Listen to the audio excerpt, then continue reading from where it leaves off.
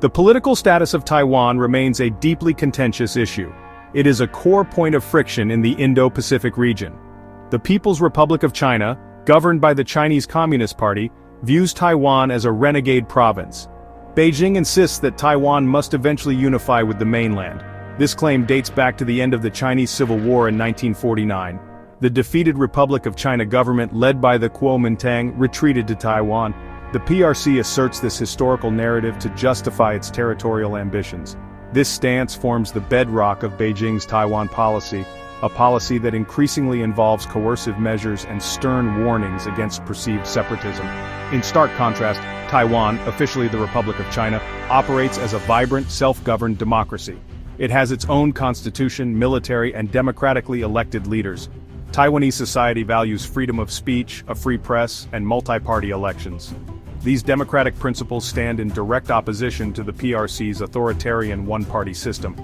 For the people of Taiwan, their distinct political identity and democratic way of life are non-negotiable. They see themselves as a sovereign entity, separate from mainland China's communist rule. This fundamental difference in governance and national identity fuels the ongoing tension across the Taiwan Strait. The Chinese Communist Party under Xi Jinping has intensified its rhetoric regarding Taiwan. Xi has stated that the Taiwan issue cannot be passed down from generation to generation. This implies a greater urgency from Beijing to achieve unification. The PRC employs a combination of diplomatic pressure, economic incentives, and military intimidation to achieve its goals. It actively works to isolate Taiwan on the international stage. Beijing pressures countries and international organizations to adhere to its One China principle. This principle denies Taiwan's sovereignty and seeks to erase its international presence, a clear attempt to undermine Taipei's legitimacy.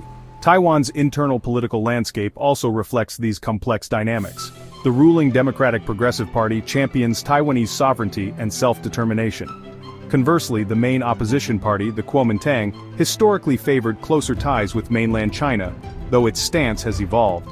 Recent developments such as recall petitions against KMT legislators in May 2025 highlight the ongoing political contestation within Taiwan. These internal political maneuvers can impact Taiwan's defense posture and its ability to respond to PRC pressure. The DPP's efforts to regain a legislative majority aim to bolster national defense funding, a critical component of Taiwan's resilience strategy. Taiwan's geopolitical significance extends far beyond its political status. The island possesses a critical asset, its world-leading semiconductor industry. This industry is not merely a technological marvel, it is a strategic linchpin in the global economy. Taiwan Semiconductor Manufacturing Company stands as the undisputed giant in this field. TSMC is the world's largest contract chip maker. It produces the most advanced microchips that power everything from smartphones and computers to advanced weaponry and artificial intelligence systems. This dominance gives Taiwan immense, albeit subtle, leverage on the world stage. The global reliance on Taiwanese semiconductors creates a silicon shield. This concept suggests that an attack on Taiwan would cripple global supply chains for these essential components. The economic fallout would be catastrophic for virtually every industrialized nation, including China itself. Advanced economies depend heavily on a steady supply of chips from TSMC and other Taiwanese firms. As one expert noted, Taiwan's semiconductor industry is not just a tech issue, it's a geopolitical pressure point. This reality forces nations to consider the severe economic consequences of a conflict, potentially acting as a deterrent against overt military aggression by Beijing. China, despite its massive investments in developing its own semiconductor capabilities, remains significantly reliant on Taiwanese imports, particularly for high-end chips. This dependence creates a complex dynamic. While Beijing seeks to absorb Taiwan, it also understands the immediate economic self-harm that a military conflict would inflict by disrupting this critical supply. The PRC is actively trying to reduce this vulnerability through initiatives like Made in China 2025. However, achieving self-sufficiency in the most advanced semiconductor manufacturing remains a formidable challenge for Beijing. The technological gap is substantial and difficult to close quickly. The strategic importance of Taiwan's chip industry has not gone unnoticed by global powers. The United States, Japan, and European nations are increasingly concerned about the concentration of advanced semiconductor manufacturing in a geopolitically vulnerable region. This has led to efforts to diversify supply chains and encourage domestic chip production. However, replicating TSMC's ecosystem and expertise is a long-term, costly endeavor. For the foreseeable future, Taiwan will retain its central role in the global semiconductor landscape. This makes the stability of the Taiwan Strait an issue of paramount concern for international economic security and technological advancement. Under President Xi Jinping, China has embarked on an ambitious and rapid military modernization program. This transformation of the People's Liberation Army is arguably the most significant military buildup by any nation in recent decades. The PLA Navy has already surpassed the US Navy in ship numbers, becoming the world's largest naval force by hull count. This naval expansion is a clear indicator of Beijing's power projection ambitions. It extends beyond China's immediate periphery and into the broader Indo-Pacific region. The focus is on developing a blue water navy capable of operating far from Chinese shores. A key component of China's military strategy towards Taiwan is the enhancement of its amphibious assault capabilities. The PLA has been developing and acquiring new amphibious transport docks, landing craft, and attack helicopters. These assets are crucial for any potential invasion scenario involving a cross-strait landing. Furthermore, China has strategically positioned a vast arsenal of ballistic and cruise missiles along its coast, directly opposite Taiwan.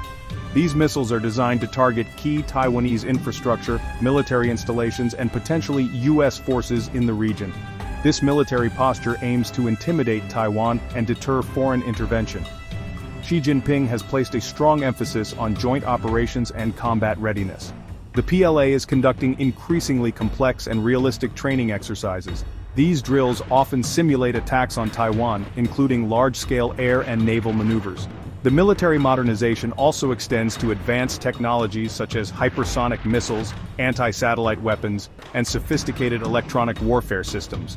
These capabilities are designed to counter potential US military advantages and complicate any intervention efforts.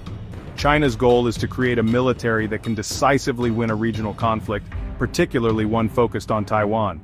The pace and scale of China's military buildup have significantly altered the strategic balance in the Indo-Pacific. This has raised alarms in Taiwan, the United States, and among regional allies. The modernization drive is not merely about numbers, it is about developing advanced capabilities. It seeks to achieve information dominance and execute precision strikes. The PLA's growing strength challenges the long-standing US military preeminence in the Western Pacific. It directly threatens Taiwan's security and its ability to maintain its de facto independence against Beijing's coercive pressure. The April 2025 war games around Taiwan served as a stark reminder of these growing capabilities. Beyond conventional military threats, China employs a sophisticated array of gray zone tactics against Taiwan. These actions are designed to coerce, intimidate, and undermine Taiwan without triggering a full-scale military conflict. Gray zone warfare operates in the ambiguous space between peace and war. It involves a persistent campaign of pressure that falls below the threshold of armed attack. One of the most visible manifestations of these tactics is the frequent intrusion of PLA aircraft into Taiwan's air defense identification zone. These flights serve to test Taiwan's defenses, wear down its air force, and assert Beijing's claims. Cyber attacks are another prominent feature of China's gray zone strategy. Taiwanese government agencies, critical infrastructure, and private companies are regularly targeted by state-sponsored hackers from mainland China. These attacks aim to steal sensitive information, disrupt services, and sow confusion. Disinformation campaigns are also a key tool. Beijing utilizes social media, state-controlled news outlets, and covert influence operations to spread false narratives. These narratives often seek to portray Taiwan's democratically elected government as incompetent or provocative.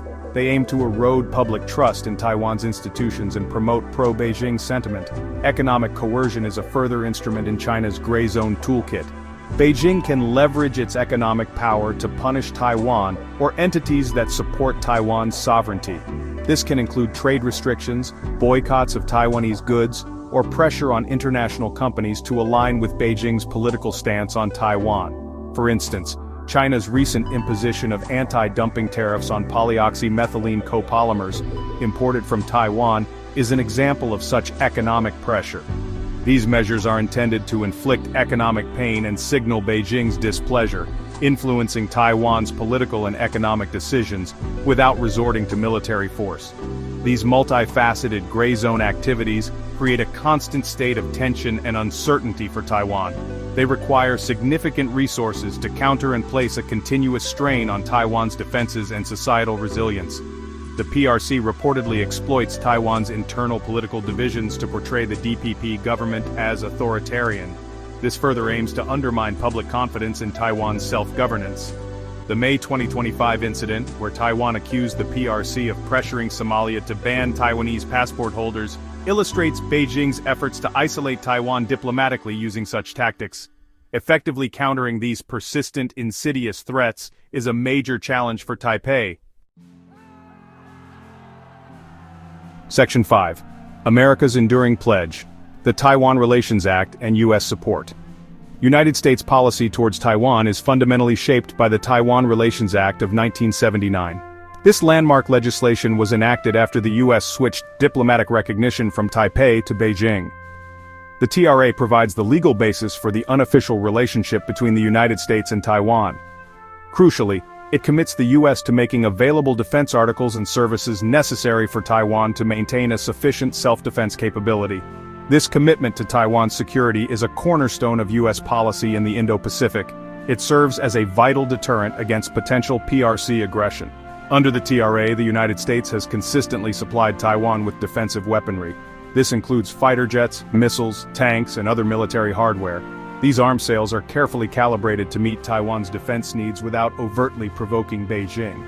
However, as China's military capabilities have grown, so too has the urgency for Taiwan to acquire more advanced and asymmetric defense systems.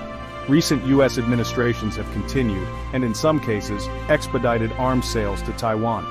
This reflects a growing recognition of the increasing threat posed by the PLA and the need to bolster Taiwan's defenses.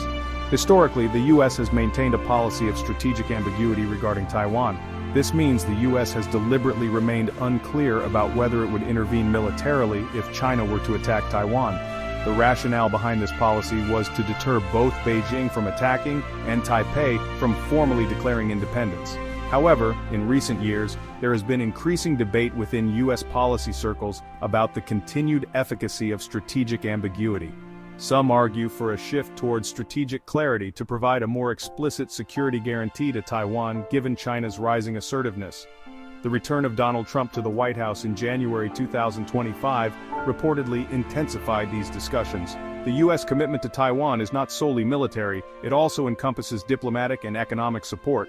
Washington advocates for Taiwan's meaningful participation in international organizations where statehood is not a prerequisite.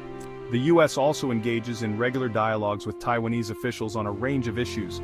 The Taiwan Relations Act mandates that the U.S. must consider any effort to determine the future of Taiwan by other than peaceful means a threat to the peace and security of the Western Pacific. This language underscores the seriousness with which Washington views the stability of the Taiwan Strait. Section 6. Forging Alliances, the role of Quad, AUKUS, and regional partnerships. The United States is not alone in its efforts to maintain stability in the Indo-Pacific and counter China's growing influence. A network of alliances and partnerships plays a crucial role in shaping the regional security architecture. The Quadrilateral Security Dialogue, or Quad, is a key example. This informal strategic forum comprises the United States, Australia, India, and Japan. While not a formal military alliance, the Quad facilitates cooperation on issues such as maritime security, infrastructure development, and disaster relief. It serves as a platform for like-minded democracies to coordinate their approaches to regional challenges, including those posed by China. Another significant development is the AUKUS Security Pact between Australia, the United Kingdom, and the United States. AUKUS is a trilateral security agreement that notably includes cooperation on developing nuclear-powered submarines for Australia. This pact aims to enhance the deterrent capabilities of the three nations in the Indo-Pacific. It signals a long-term commitment to regional security and a response to China's military modernization. AUKUS represents a deepening of security ties among key U.S. allies. It strengthens their collective capacity to address threats to a free and open Indo-Pacific. Beyond these major pacts, individual U.S. allies in the region are also bolstering their defenses and cooperative efforts. Japan, a frontline state, has significantly increased its defense spending and is taking a more assertive role in regional security. South Korea, while navigating its own complex relationship with China, remains a vital U.S. ally.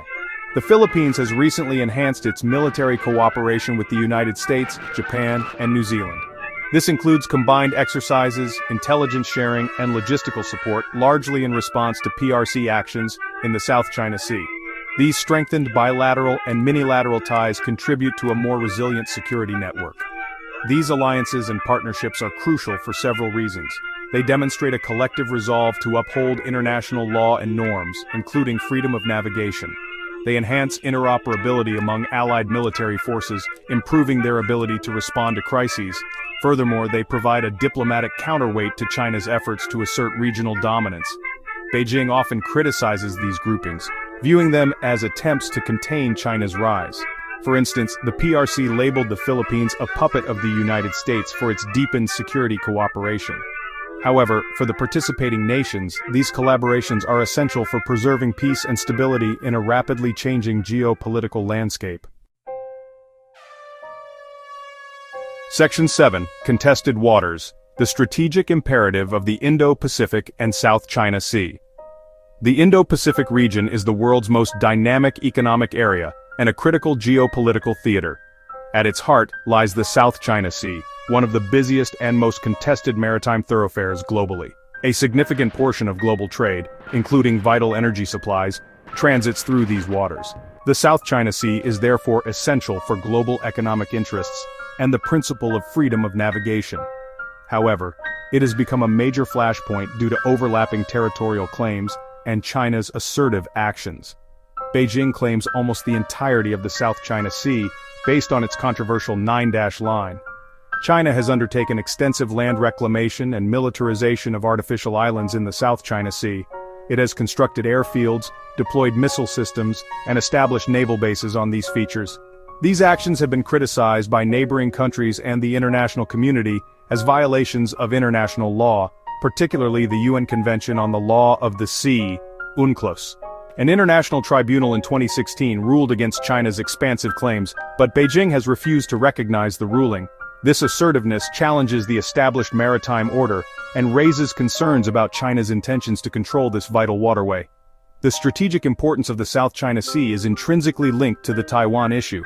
Control of the South China Sea would provide China with a significant strategic advantage. It would allow Beijing to project power further into the Pacific. It could also be used to isolate Taiwan by controlling its southern approaches. The U.S. and its allies conduct freedom of navigation operations, FONOPs, in the South China Sea to challenge China's excessive maritime claims and uphold international law. These operations are a clear signal that the international community will not acquiesce to unilateral attempts to alter the status quo. Competing economic visions for the region further underscore its strategic importance. China's Belt and Road Initiative, BRI, is a massive global infrastructure development strategy. It aims to enhance connectivity and China's influence across Asia, Africa, and Europe. Strategic ports like Hambantota in Sri Lanka and Gwadar in Pakistan are part of this initiative, raising concerns about potential debt-trap diplomacy and dual-use military applications. In response, the U.S. and its partners have promoted initiatives like the Indo-Pacific Economic Framework, IPF. IPF seeks to offer an alternative model for regional economic integration based on fair trade, resilient supply chains, and high labor and environmental standards. Section 8. Global Cataclysm, the devastating potential of a Taiwan Strait conflict. A military conflict in the Taiwan Strait would have catastrophic global consequences. It would not be a localized affair. Such a conflagration would likely draw in major powers, including the United States and potentially Japan, given their security commitments and strategic interests. The human cost would be immense, with significant casualties on all sides. The economic repercussions would dwarf any recent global crisis. The world economy would face an unprecedented shock. Supply chains for critical goods, particularly semiconductors and electronics manufactured in Taiwan, would be decimated almost overnight. The military dimensions of such a conflict would be terrifying. Analysts predict it could involve naval blockades of Taiwan, cutting off essential supplies. Extensive airstrikes would target military and civilian infrastructure across the island. Amphibious landings by PLA forces would lead to brutal ground combat. The conflict could rapidly escalate, potentially involving widespread cyber warfare targeting critical national infrastructure far beyond the immediate combat zone. Satellite communications, vital for modern economies and militaries, could also be disrupted or destroyed. The risk of miscalculation and escalation to a wider, even nuclear confrontation cannot be dismissed. The economic impact would be immediate and severe. Global financial markets would plummet. International trade would be severely disrupted. The reliance on Taiwan for advanced semiconductors means that industries worldwide, from automotive to consumer electronics to healthcare technology, would grind to a halt. Shortages of essential goods would become commonplace, leading to inflation and economic recession on a global scale. As of May 2025, foreign investors had already withdrawn nearly $11 billion from Taiwan stocks, reflecting growing unease. Goldman Sachs's cross-strait risk index has also been rising, indicating heightened investor concern about geopolitical instability. Beyond the immediate military and economic devastation, a Taiwan conflict would shatter the existing international order. It would undermine the principles of sovereignty and peaceful dispute resolution that have largely maintained global stability since World War II. The long-term geopolitical ramifications would be profound. Trust between major powers would evaporate. A new era of intensified global rivalry and instability would likely emerge. The probability of a Chinese invasion of Taiwan was estimated at 12% on the Polymarket betting platform as of May 2025.